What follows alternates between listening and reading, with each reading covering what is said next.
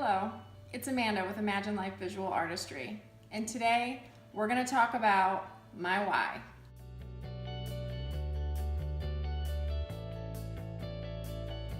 The question that a lot of people ask me, why did you get into photography?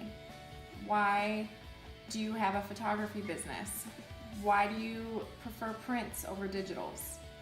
So today I'm going to give you a perfect example of a story that illustrates my why. When I first got into photography, I was working with really challenging kids as a gang prevention volunteer in San Diego. And I was working so much and I was so invested emotionally that I was starting to get burnt out.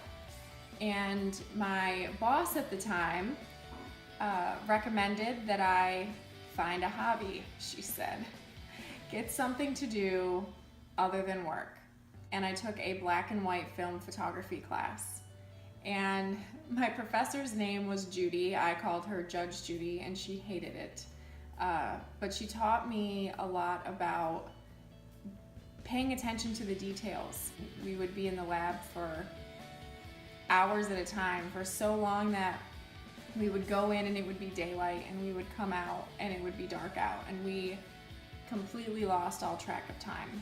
And so that's when I realized it was something that I had a passion for, something that had grown to be a part of my life, something I needed in my life. The act of creating prints in a darkroom was very specific. It was so specific that if you changed anything or did anything for too long or not enough, you could ruin the print.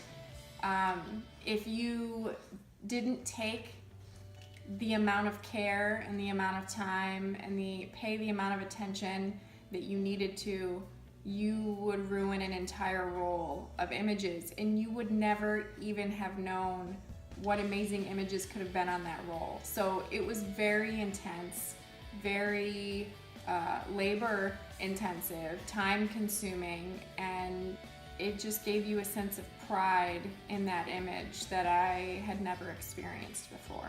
Those prints are really the end game. My art isn't my art until it's in print.